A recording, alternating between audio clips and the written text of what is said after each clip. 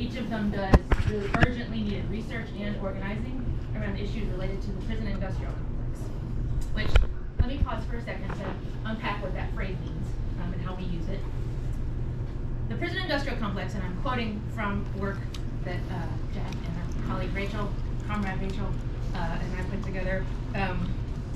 Prison industrial complex is a term to define, quote, the interdependent relationship between public and private interests that uses imprisonment, policing, surveillance, courts, execution, and the cultural elements associated with those things to maintain social control and power differences while claiming to provide safety. So each of us works on various fronts in these interrelated systems and issues. Angie has helped us understand the scope and the scale of state violence in the form of policing in Appalachia. Jack and Judah, among other things, have helped us understand that Appalachia could be considered a national and indeed global heart of the prison industrial complex. And we're here today to talk with each other, with y'all, amongst each other, about the ways that these forces intersect and reinforce each other, and to reflect on our region's place in the rising tide of white nationalism and an authoritarian government that is expanding its power every moment, every day, every moment. Fascism is maintained by force. In the United States, that force is implemented through the prison industrial complex. So to talk about fascism in Appalachia, and importantly anti-fascism in Appalachia, requires us to look at the prison industrial complex, which is what we're going to be doing today, but there's also just a couple of additional contexts that I wanted to bring into the room that harken to the need for this discussion, although I think nobody is wondering about the need for this discussion probably. But I just want to put in context, which is kind of one of the sparks for me initially when thinking about this panel. The first is the move that's happening nationally to target Appalachia as a location to create specifically white nationalist enclaves. Jackson County, Tennessee, and Cumberland County, Kentucky, both of which are literally a stone's throw from where we're sitting here right now, both have been identified for sites of creation of right-wing, extremist, fundamentalist, Christian nationalist strongholds, in the guise of real estate projects, I may add, as bases for those movements to build political and social power, building out from Appalachia. But these people are coming in saying Appalachia is the fertile ground to plant these seeds, which is horrifying. But there's also no way only an external threat. In 2023, I was at a gathering, and some other folks probably in the room, I think, we're at a gathering of artists and activists in Harlan County, Kentucky, where I live. The space was attacked by an all-white group of nearby residents, our neighbors, who objected to a multiracial, gender and sexuality expansive use of a space, the Pine Mountain Settlement School, that they perceived as under their domain. Blocked us in with trucks and four-wheelers. The leaders presented our group with a choice: leave, or they would call down the wrath of neighbors 20 miles up and down the creek, which is optimistic on their part, but that's what they threatened us with. And that threat, I don't specifically know what was in those people's hearts. I don't know what the exact mix of white supremacy, misogyny, homophobia, fundamentalist Christianity that led them to attack us, but I definitely know what was in their eyes. And I know what was inherent in their threats. So we got out of there, got each other out of there, in caravans, by activating safety plans and collective caretaking. And I honestly don't think I've ever walked a closer knife edge than that day. I don't need to unpack the whole story here, but the factors that brought that group of people to storm the peaceful gathering that day are the factors that are at ascendancy right now nationally, from the top down and the bottom up. And we all need to be coming together to understand that threat, build power to fight back, and strengthen our strategies to survive. There's a wonderful book, Hillary Moore and James Tracy's great book, No Fascist USA, that looks at strategies and tactics of the John Brown Anti-Klan Committee's work to push back on rising racist organizing in the 1970s and 80s. And they suggest a few factors that are important for meaningful resistance under these kinds of threats. Very briefly, solidarity, the necessity of building diverse alliances, and the importance of cultural organizing. I still live in and I still love Harlan County, And I and many, many other people are using these tools, building solidarity, making community, using song and theater and art to ground each other, in each other, and also to ground in the fight against the expansion of fascistic thinking and behaving, and against the expansion of fascist infrastructure. And that fight, most particularly, is taking the form of fighting against the construction of a proposed federal prison in Letcher County, next county over from Harlan County. We're going to hear more about that fight and the context it's occurring in this panel. And to that end, I would like to hand things over to Judah.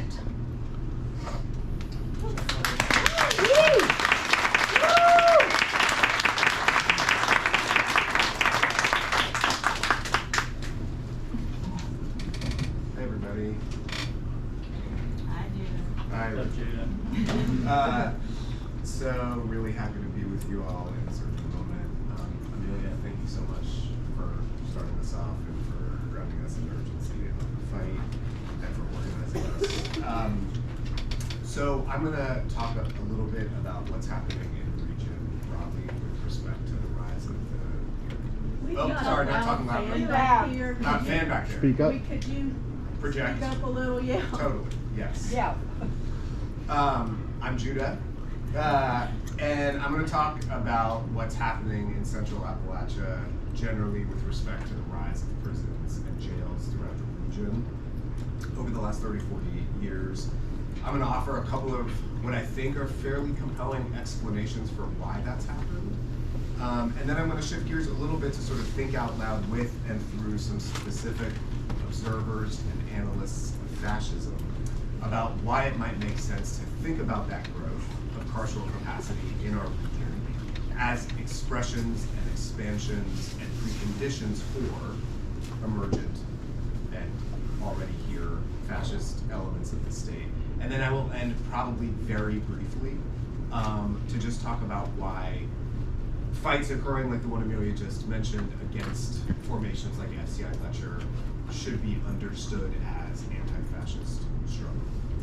So just to start us off, this is obviously like a really urgent moment for all kinds of reasons that I think all of us are aware of. In Eastern Kentucky, as probably a lot of people already know, there is a campaign against a federal prison known as Federal Correctional Institute Letcher, or FCI Letcher. That fight, we could periodize it in a number of ways, but for all intents and purposes, it's entering its 10th year. FCI Letcher is proposed for a 500+ acre site in Letcher County in southeastern Kentucky, which was subjected to mountaintop removal in the 1980s. If FCI Letcher were to be built, it would join this already dense and expansive carceral geography in the region, characterized by 16 prisons, half of which are in eastern Kentucky, almost all of those 16 have been built just over the last 30 to 40 years. That expansion has happened at every scale of the state. So there's also jails all over the place, right? Local, regional, county level jails, which in Kentucky at least are anywhere from 100 to 220% capacity. There are reopened and expanded state prisons, right? Those are prisons run by individual states, like the state of Virginia, the state of Kentucky, etc. Kentucky, in particular, has been building out its state prison capacity generally and locating it specifically in eastern Kentucky. And then, like FCI Letcher, there are also federal prisons run by the Federal Bureau of Prisons. The region is already home to the densest concentration of federal prisons in the United States.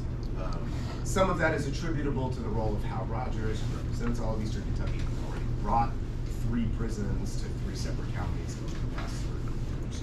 So I lay that out to say that I think part of our work, all of our work, is to try to understand what's happening here in a few different registers: political, economic, policy, affective, ideological, spatial, in a way that tries to make sense of it both like broadly, to try and understand what is happening such that that expansive geography has taken shape in and come to shape the region at every scale, but also to do it in a way that pays attention to like the context-specific ways it manifests, right? Because the conditions that underwrite the credibility of a federal prison are not exactly the same ones that give way to, say, a county jail expansion project. So I think that rigor is important analytically because we need to get it right.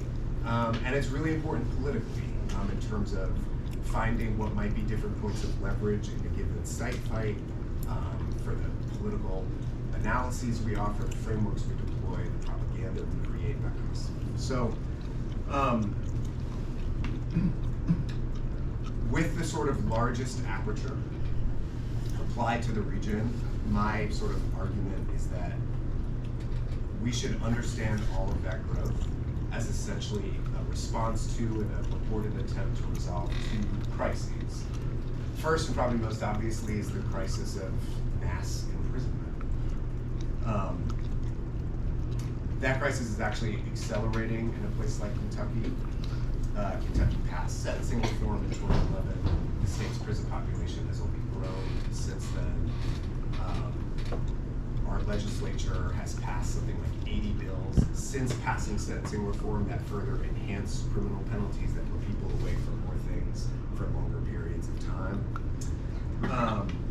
So it's like a particularly punitive moment in a place like Kentucky, even given the kind of longer history of mass incarceration. A couple of other things about that crisis before I move on. One is that we also have to pay attention to its shifting terrain.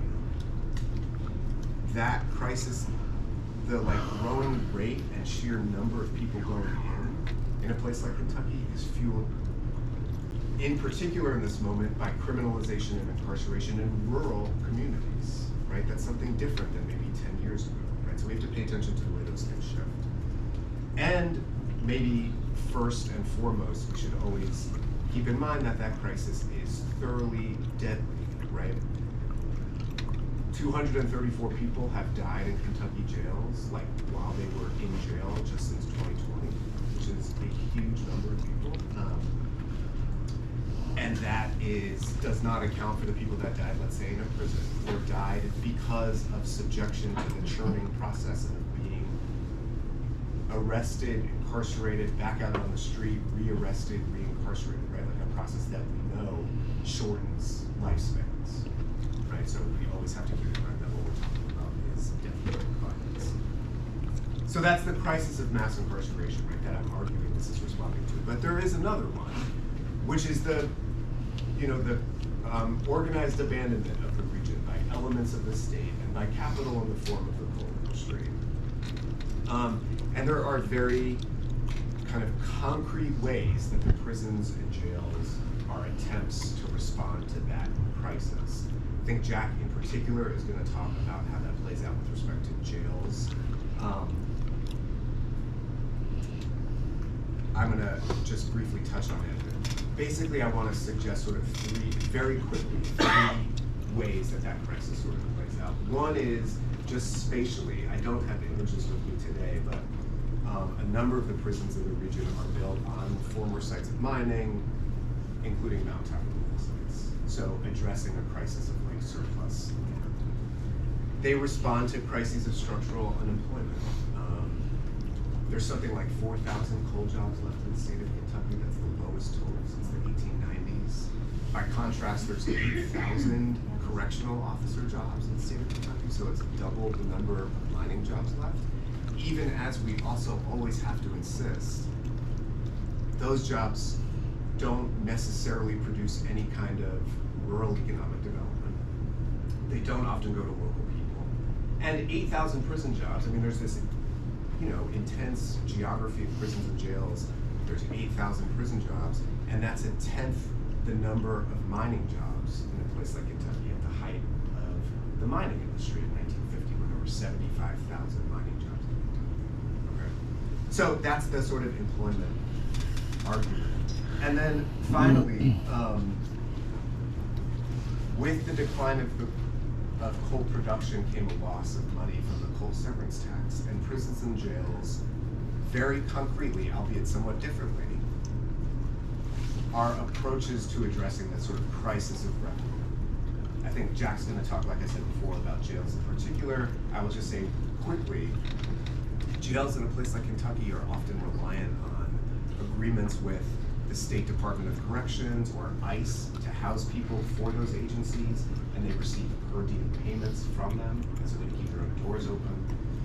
Prisons are often utilized to address what we might think of as like crises of like physical and social infrastructure. So like all over the record, when new prisons are built, are examples of local leaders talking about their ability to like pave a road or extend a water line or address wastewater treatment updates, keep rural hospitals open, boost school enrollments. So there's very like concrete ways that they are kind of woven into the daily kind of planning and development of a given county. Blessing.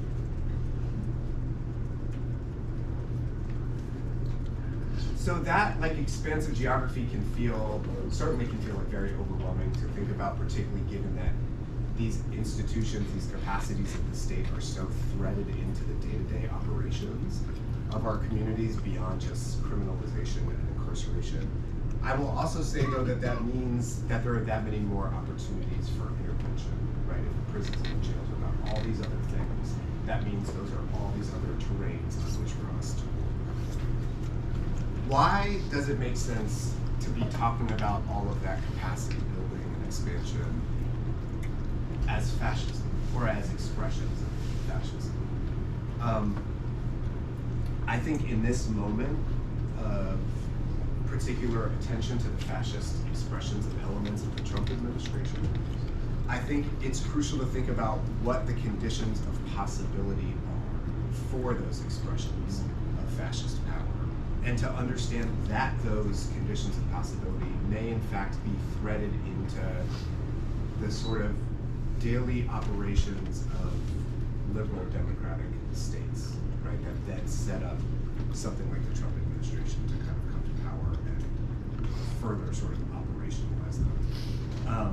As I think this piece was referenced before, but as Jack and Amelia and Rachel, who's here, have recently written, it is a mistake to read today's threat solely through yesterday's symbols.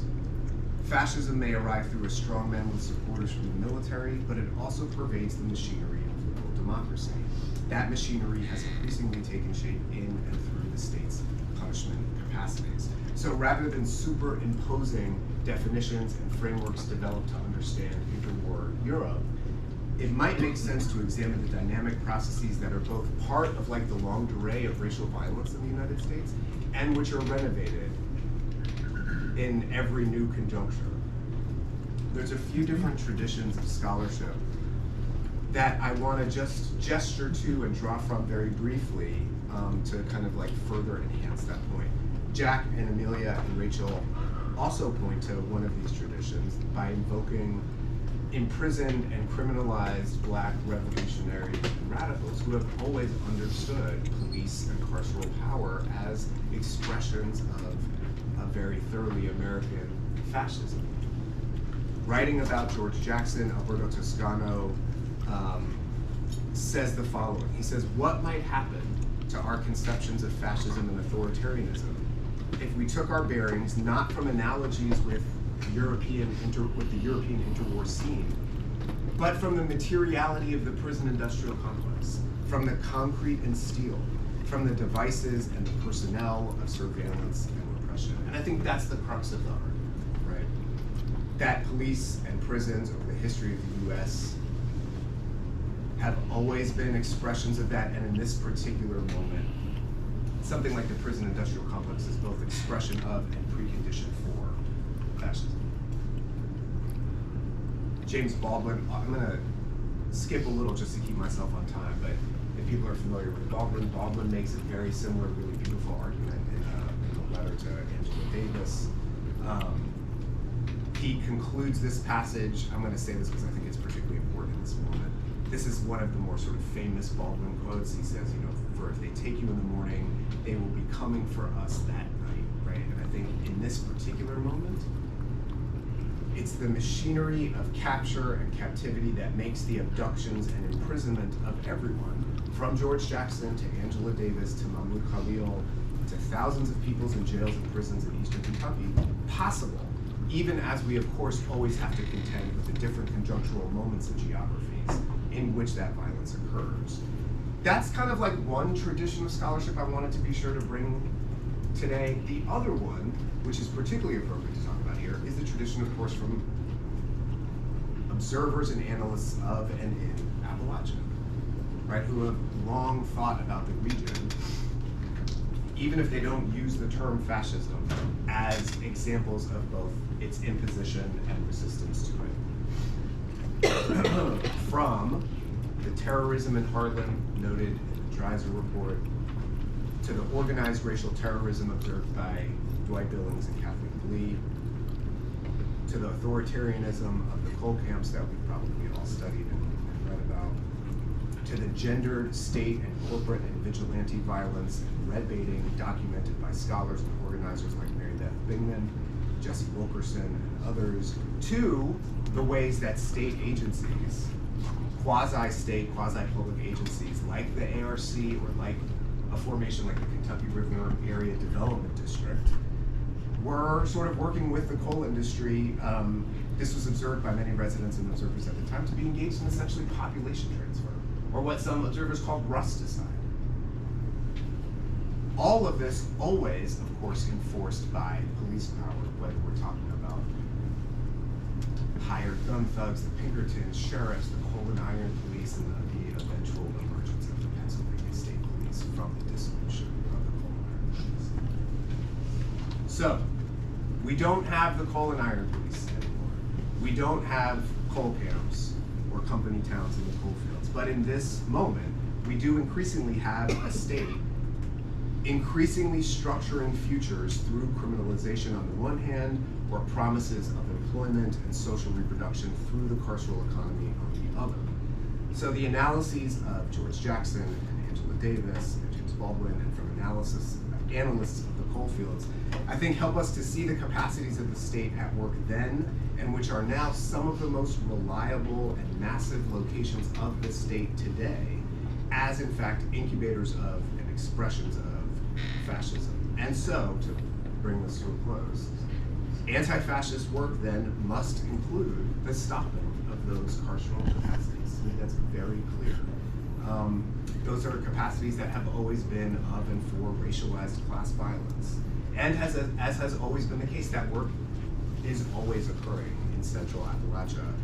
In the moment, one location of that work is this coalition that is multiracial, multi-geographical, multi-generational, that has been working on multiple fronts since 2015 in one form or another against FCI Letcher, which I guess maybe we could talk about more in the Q&A if there's time. I will say, because I would be remiss not to, and Sylvia would be really pissed at me if I didn't, we have lots of materials here if people are interested to learn a little bit more about us. We have t-shirts for sale, we have posters for sale. Come talk to us after. Thank you all. I guess, thank you, everybody. Thank you, Amelia, and Judah and Angie. I guess I'm going to talk about today's threats and yesterday's symbols, or I'm going to try to. So I'll start with Alessandro Portelli, this book that I was reading that Robert Geip recommended to me during one of the times I came to Eastern Kentucky researching jails. And it's just like oral histories of kind of like Harlan County and then this region in Italy where he's interviewing people that were fighting fascism. So there's this quote from one of the Italian chapters that says, "Our partitions in time, pre-fascism, fascism, post-fascism, may not be as universal as we think, which of course doesn't mean that they are meaningless, only that they operate at certain levels and not others. To political activists or to politically minded individuals, fascism made an immediate difference." He's talking about fascism in the 20s in Italy. "Those people had to give up political activity. They might have gone to jail. They resented the loss of whatever freedom had existed before. And for some, on the other hand, fascism really begins later, in the mid-20s, with the deflationary policies which curtailed the workers' standards of living, and then it merged with the memories of the Great Depression." So I wanted to throw that out there. And then talk about another paper in that same book. And he first published this in 1989 in the Appalachian Studies Journal. He's talking about Harlan County in the 30s and 40s. And he was looking at testimony, the 1936 testimony of the La Follette Committee. So he's writing about Llewellyn. He was talking about Llewellyn, which is in Harlan County, which in the 30s was a coal camp owned by Cornette Lewis. And he talks about it as a fairly typical company town of that era. There's a lot of surveillance of workers. The company owned the housing. There were 375 miners, 60 of whom were black in the 30s, and their families lived. So that was Llewellyn. And then Portelli highlights a couple of things that he sees in the testimony that were, by his admission, no means unique, but extraordinary to him. But they're extraordinary to me too, and I wanted to talk about them with you, or just bring them up. But first, a parenthetical, I guess, which is, I first went to Eastern Kentucky, so to Harlan County, to Hazard. I drove a lot, actually. I first went there in 2018, and I went there because I was working on a project. I was at the Beard Institute in New York City, and we were working on this project where we had all these county-level jail incarceration numbers, so local jail incarceration numbers. We had this data from the 70s to up until then. And the whole state of Kentucky had really high county jail incarceration numbers. And we could see in the data that the jail incarceration was rising all over the country, and especially in rural counties and some suburban counties and small cities, but especially rural areas. While the jail incarceration, local jail incarceration, was falling in big cities, like this past 20 years, like big cities like New York, LA, Chicago, later Philadelphia. But they were really high in Eastern Kentucky, and they still are. And that they're also high in rural areas all across the US. So I went to Eastern Kentucky to try to get a better sense of what was going on with this massive expansion of policing in jails across the country, right? Like I wasn't like an Appalachianist or anything like that. I was just like, what's up with rural, with all these numbers in rural America? And they're really high here. So I wanted to get a better sense of what was going on, to talk with people there, to see what was up, and where sort of this was all going, or where we were all going, to put it in that way. So after that first trip in 2018, I wrote a short piece with Judah called Keeping the Lights On. So that was 2019 we published that. And the second sentence of that piece went, what was it? It said, if incarceration rates were to continue to rise in Kentucky as they have since the year 2000, every person in the state would be locked up in 113 years, which was 107 years from now, right? So that's where I started in 2018. So to go back to Portelli's chapter on Harlan County in 1936, what stood out to him and then to me about Llewellyn was that the entire camp or town or hamlet or whatever, and I quote, had steel ropes locked around the streets where they left the highway so that nobody could get in and out of the place without management's knowledge. And then another part of the testimony that stood out to Portelli, and he's quoting a UMWA field worker and minister, the quote is, they, meaning the management at Llewellyn, had a place under the concrete step of that office building that was called the jail. It is a space under there in a sloping form under the steps. It's probably 18 feet one way, smaller the other way, 12 by 12. It's kind of a cage, and it was used for a while to lock up the United Mine Workers in. And so, I'm quoting this chapter again. Portelli writes, with a steel rope and a private jail, Llewellyn had some traits which reminded outside observers of a penitentiary, or a concentration camp. So he's talking about the town as a concentration camp. I'm not sure what my actual point is about that, but I want to just leave that there because I just been wanting to say that out loud, that he wrote that. So, look back, I want to talk about Laurel County, Kentucky for a second. Laurel County, London is the county seat. It's on I-75. I'm sure you guys know it is. So, or are from there. When I first went there in 2018, because I was driving all around, I went to Laurel County. I learned that Laurel County was building a 1,000-bed jail, and that they were doing that to be able to rent out jail space to ICE and to the U.S. Marshals. That's the short version of what I learned and how I learned. But and to put that in perspective, like some of the prisons Judah's talking about, like that's bigger than Red Onion, right? That's bigger. That's just probably whatever. It's the same order of magnitude as these prisons that we're talking about. So that's what Laurel County was doing in 2018. Let me tell you how that works, right? Let me see what my time is, right? Basically, ICE and the USMS, U.S. Marshals, are federal agencies. They are federal agencies. They're the sort of agents that snatch people up off the street and put them, like right now, right? ICE is snatching people out of their homes, putting them in sites, moving them all over the country. These agencies kind of lack detention space, right? They don't really control a lot of their own jails. What they do is they use county jails and some private detention places, but mostly public county jails. And then they pay those jails, or the counties, like the sheriff's offices, a per diem fee, which is an amount of money per day, per detainee that is held by whatever agency it is. ICE, the U.S. Marshals. I kind of use them interchangeably because if a jail makes a deal with the U.S. Marshals, they can use it for ICE and vice versa.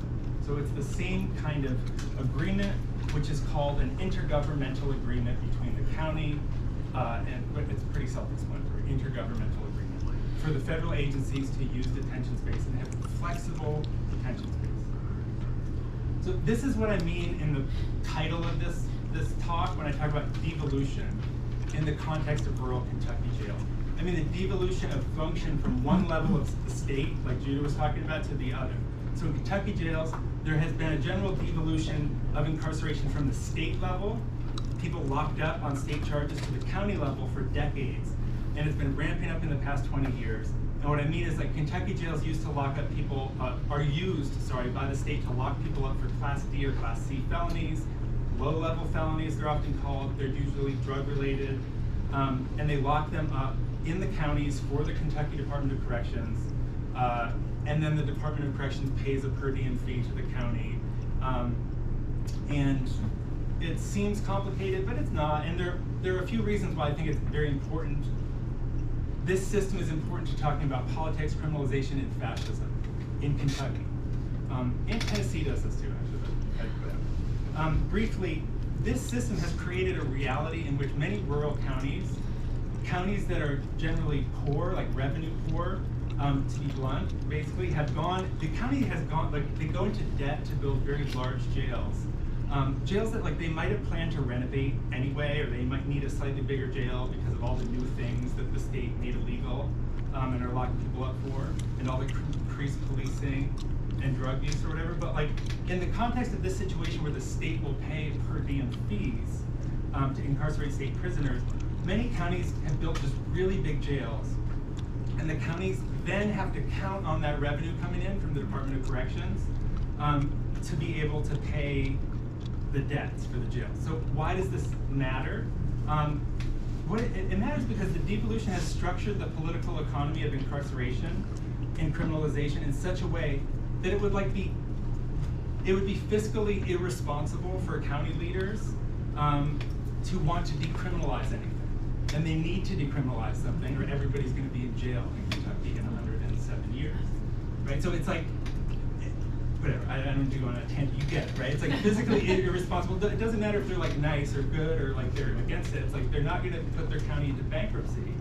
So local government has been structured, like put into a relationship with the State Department of Corrections in such a way, not only to build consent, but support for the felonization of drug charges, for example, of homelessness, for example, and criminalization, right? Because if it's a misdemeanor, I mean, even within criminalization, if it's a misdemeanor, the county pays for it. If it's a felony, the state pays for it. So criminalization is racializing in the sense that it creates categories of people, criminals, felons. They're categorized in this case through the jail, probation, police.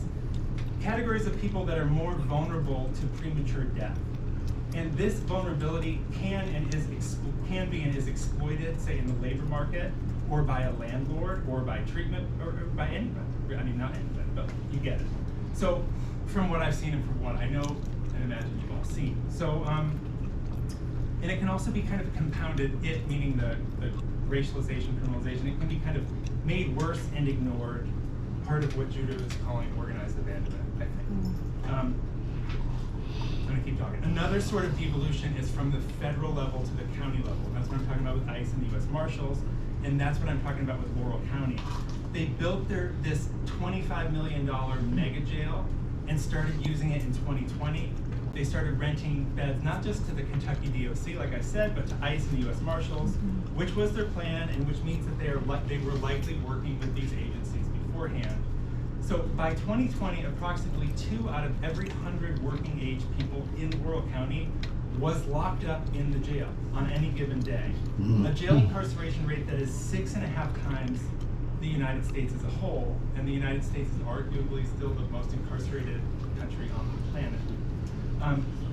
That's what I mean when I say like this is the center of some of this. So this was done on purpose to remake the way the county actually works, to remake the social relations in the county around detention, incarceration, and deportation.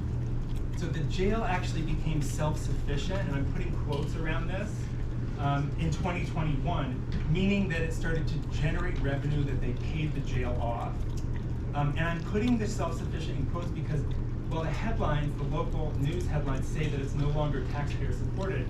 It really is supported by somebody, by us. I mean, by taxpayers, whatever. It just means the money is coming from the federal government to the county piecemeal and measured in the bodies forcibly and people forcibly kept in the Laurel County Jail. So there's no value being produced. And here's a quote from the county judge executive from the local newspaper. This is in 2021. And I quote, "We can use money we're saving from the jail to help our county progress in a lot of different ways," he said. "We will spread it among the magisterial districts for more road work. The biggest thing I'm looking for is to make the county better for the people." So this is where my talk starts to fall apart, but so it's like, who counts as the people in Laurel County? In 2022, 2% of the people in the county were actually locked up in the jail, more if you count the people working in the jail. As many of you are aware, the city of Corbin, which part of it is in Laurel County, is infamous as the site of a pogrom in 1919, where white residents forced black people, the people in Corbin, onto train cars and made them leave the town. And it's a sundown town, or it was, but I don't know that there was any redistribution that happened. Whatever, is it or is it not? But I personally have, well, yeah. So when I was still working at Vera, and I am going to bring this up, but maybe it's a Q&A, and like me and some of my colleagues kind of toured around some places in Eastern Kentucky. Long story. We would present some of the jail data, and we'd talk about local incarceration and other issues that would come up with people. Some of you were at some of those meetings. It was not a good time, but we learned a lot, and it was a really good conversation. Our presentation in Corbin in Laurel County was super interesting for me, because it was in the middle of the afternoon. It was attended by a lot of people, many of whom I learned as the meeting progressed were sort of local elites, I guess I would call them. Kind of middle-class people. Some of them were local landlords. One of them was a former prosecutor. I don't know. I don't even know how much I want to go into this meeting, but the meeting sort of turned into landlords complaining about their tenants and talking about what good people they were because they let their tenants be behind on rent.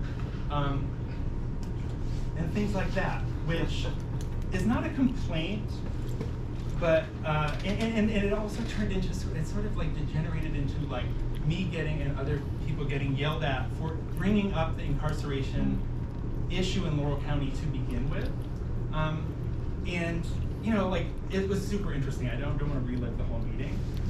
Some of the things that were said, and this is not and like at a certain point, like there was like, because I went to grad school, I got a PhD at the CUNY Graduate Center, right, which is a public school in New York City, and it's like an engine for like, it's an engine for working class people, and like to get ahead, to like better their lives in New York City. And I got sort of yelled at one point, like, I didn't go to a fancy school in New York City. I'm right here. I grew up right here in London, Kentucky. And it's like, this was from the daughter of one of the, now deceased deceased, but one of the more powerful state senators in Kentucky history. And this is not a complaint.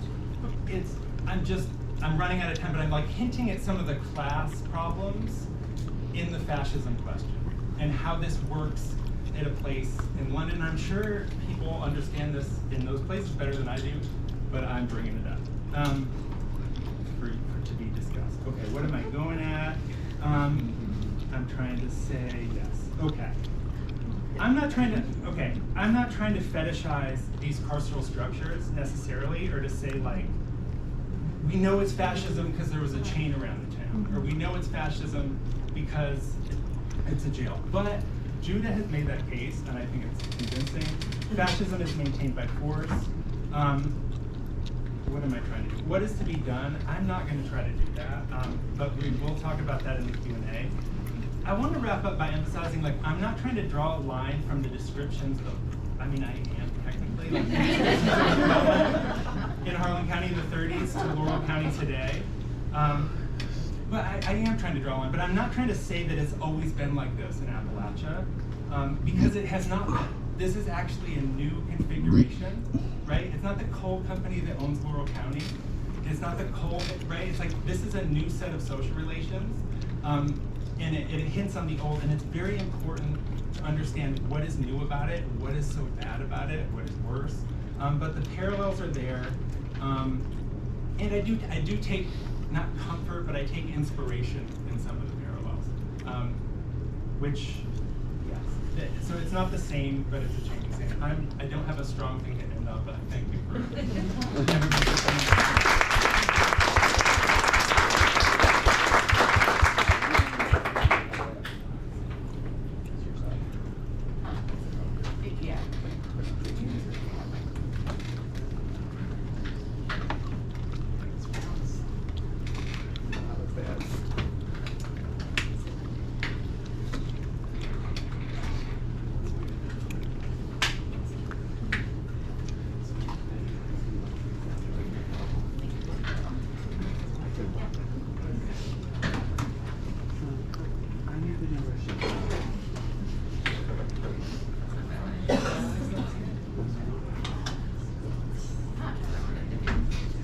Okay, can y'all hear me in the back?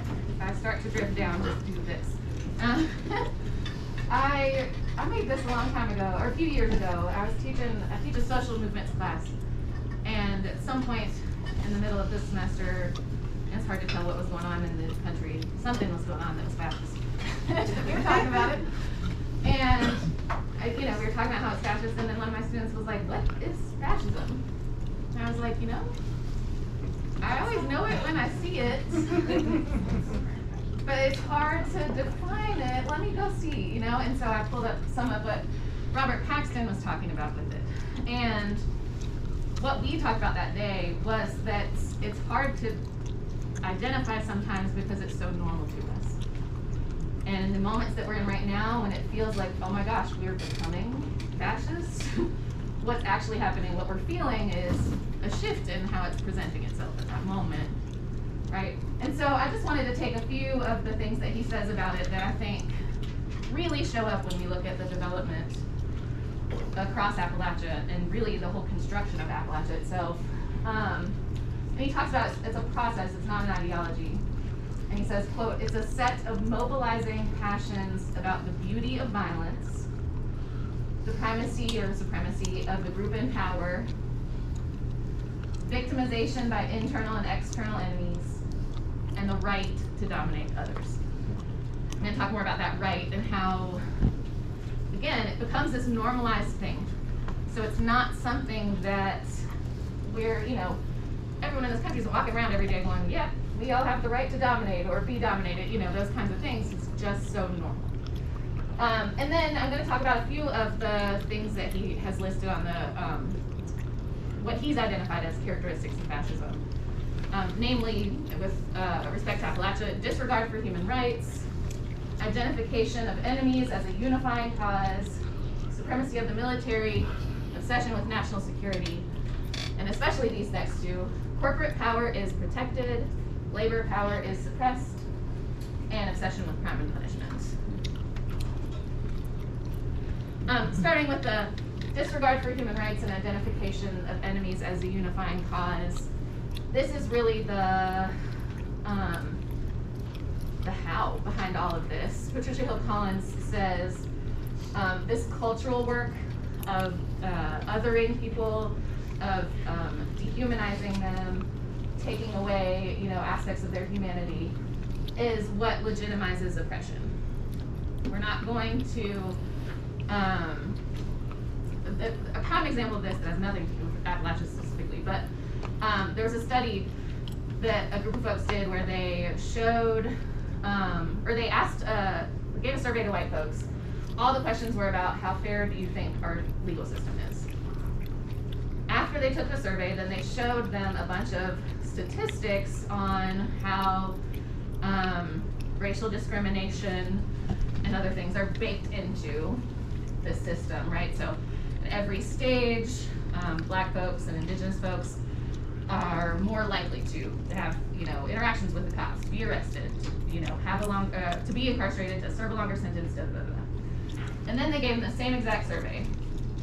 How much do you believe our legal system is fair? After they showed them those stats on how racism is baked into the system, their belief in the fairness of the legal system went up. Because it hit on all of those dehumanizing things we see every day. If you grow up in this country, right, and it's global, that render Black folks and Indigenous folks as criminal, as violent, as da-da-da-da, right? So they looked at that, they saw, oh, they're getting the people who they need to get, right? It's doing its job, it's fair, it's legal, it's just, right? That is it's such an important piece of this, because without that, far less people would stand by and watch it happen, right? And so we see that in Appalachia and throughout our history in so many different ways. Part of it happens through erasure, through removing folks, right? I have up here, and this first one on the top left is from the Indian Removal Act, removing, or trying to, all Indigenous folks east of the Mississippi, forcing them to go west.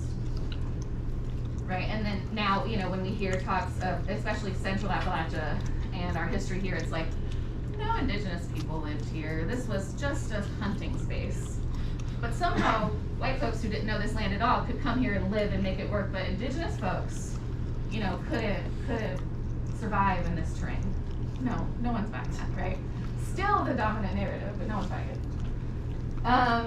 We also, like, Appalachians became the people that were being then dehumanized, like Appalachians who were colonizing the space. As we move forward through U.S. history, especially 1800s, early 1900s, right? We started to see folks outside the region really constructing our region as an all-white space, but really as an all-white trash space, right? On the top right there, I have, both of these quotes are from Alan Batteau's book, The Invention of Appalachia. In the top right, he says that John Fiske was writing in Old Virginia and Her Neighbors.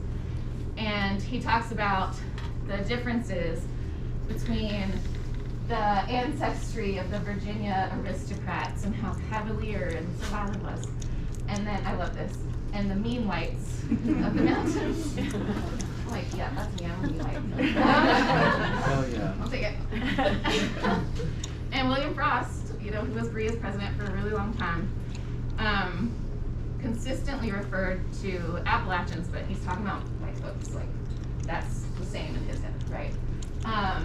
As our contemporary ancestors, so living at the same time as us, but they're in the past. Like, we haven't brought them into modernity yet, we haven't civilized them yet, and said that we were a ward of the nation, needing to be taken care of. And then said, quote, "The question is whether the mountain people can be enlightened and guided so that they have a part in the development of their own country, or whether they must give place to foreigners and melt away like so many Indians. So again, it's like assimilate or we're gonna erase you, right? And we can see it in the present too, or more contemporary examples, when execs from Purdue Pharma and other companies got caught in discovery, that came out for all these trials, calling West Virginians pillbillies. And I believe that somewhere there was an email exchange where someone in that company rewrote the entire Beverly Hillbillies theme song about pillbillies while people are dying, And then, and this these two comments here are from after Helene. Someone posted on Instagram a video of a hospital in Southwest Virginia that was just completely flooded, surrounded, like they had evacuated people off the roof. And I know they're very small for you on the back. The comments say, and this is Helene, a hurricane that flooded western North Carolina. That's like 3,000 to 4,000 feet in there, right? Why are all these towns built in valleys and river flood areas? Genius. This was my first thought. Why would you build a hospital in a low-lying area? I'm a dumb plumber, and I could see this is not a good idea, right? And we see this, these are kind of mild compared to some others that I've seen after Kentucky floods in 2022, after Helene, after the more recent floods in Kentucky and southern West Virginia just now. Constantly you'll see people being like, they deserve it. They voted for this, right? Or, otherwise just blaming people here. We wouldn't have that if they weren't already dehumanizing us, right?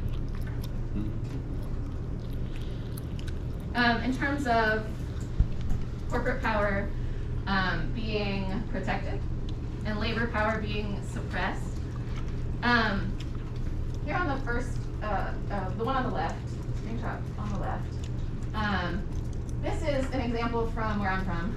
There was a paper mill that existed for about 138 years and closed in 2018 or 2019.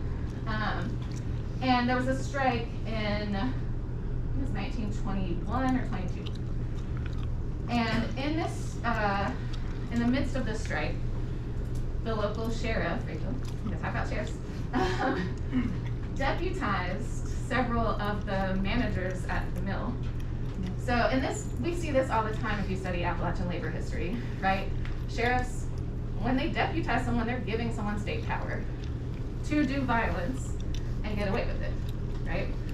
And we see that constantly in Battle of Bear Mountain, in Paint Creek strike, Cabin Creek strike, in Harlan County, like everywhere. These sheriffs would deputize my guards, so people that work for the company are hired by the company. Now they're giving them state power also. They would deputize just random people that were like on their side or whatever, giving them the ability to do violence unchecked. And in this case, they deputized several of the superintendents at the mill. And then they got into a fight with several of the labor leaders, also from the mill, which, because these guys were deputized, they assaulted them and went through this one. It says verdict not guilty. It wasn't really the case. It kind of was a hung jury, and they did another trial and did find them guilty because they were not deputized, these guys were. And then this middle example, this is from the Paint Creek strike. And this is one of the earlier reportings on the Bull Moose Special, if y'all are familiar with that. That is when the local sheriff loaded a machine gun and armed mine guards onto a train, rode by a tent city of striking miners and their families, and just opened fire. It's reported, though, rioting in West Virginia coal mining region. Strikers on Paint Creek last night shot up a passenger train. Special officers on the train returned fire with machine guns and rifles. Of course, later, this all went through testifying at Congress and all of that. We know the true story is completely different than this, but this is, I think, a prime example of how the media enables fascism, you know, and perpetuates it, right? By, again, sort of legitimizing what happened, right? Telling a very particular version of this story. We see this today as well, though. These two kind of connected examples on the far right side are from, not quite, I don't even think it's been 10 years, maybe around 10 years ago.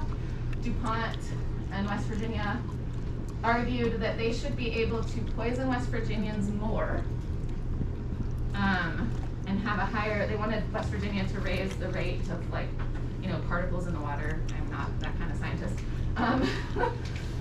And West Virginia, they agreed, they sided with DuPont, our state legislators. DuPont said that they should be able to poison, to have this higher level of poison in our water because we're fatter in West Virginia and we drink less water. So it doesn't matter as much anyway. And our West Virginia state legislators said, okay, you know, because again, corporate power is protected, labor power is suppressed. Well, we're really suppressed if we're sick and dying.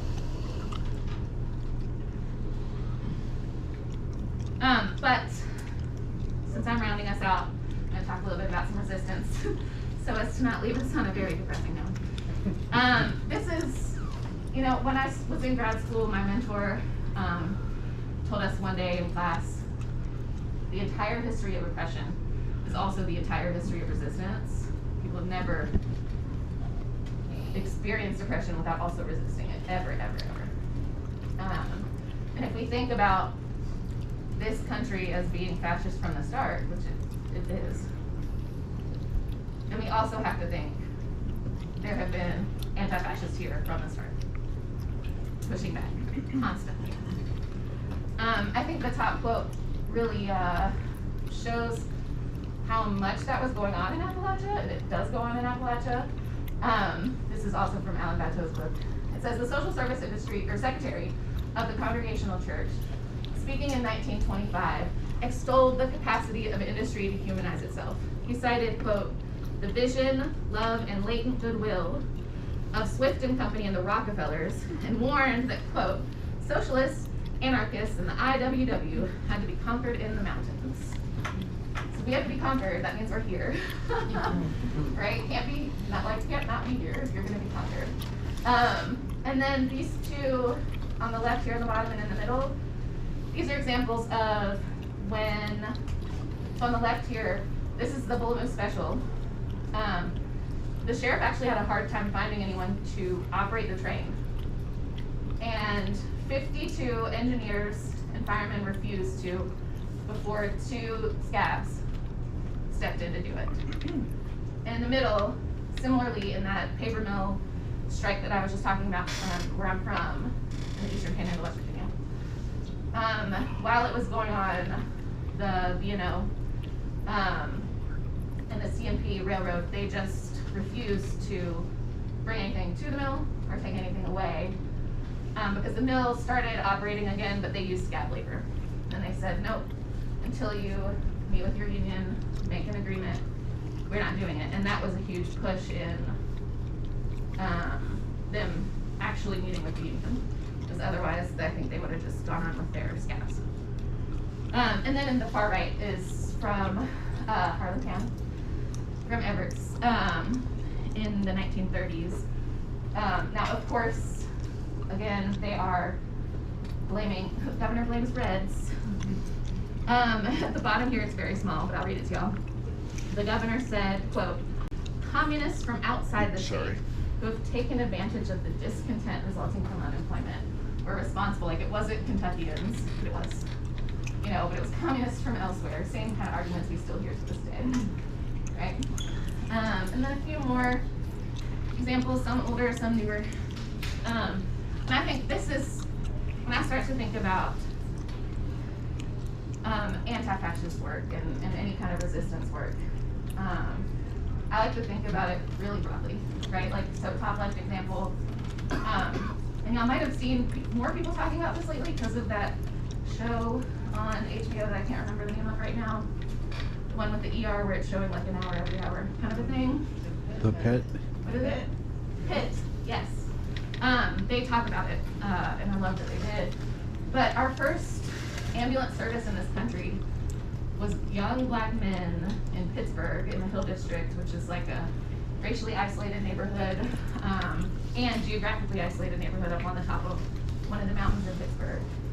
And they were so isolated, and that all of their experiences with the police were so contentious, right, because they're in this racially isolated community, that people were just dying and not getting any help, because back then it was like the police might throw you in the back of their cop car and take you to the hospital if you were hurt, but they weren't.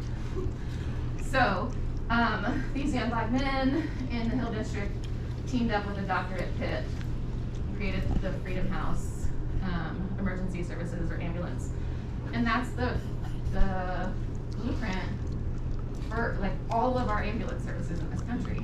It's from black men in Appalachia. Now, on the right, this is from Tennessee. Maybe I had to throw in a Tennessee example. Coal Creek Wars. This is when Tennessee was using the convict leasing system post-slavery, and basically they would, incarcerate people. Poor white folks and black folks weren't wrapped up in this, but definitely black folks were more targeted. And they would say, oh, you need to serve a sentence, and we're going to go send you to this mine.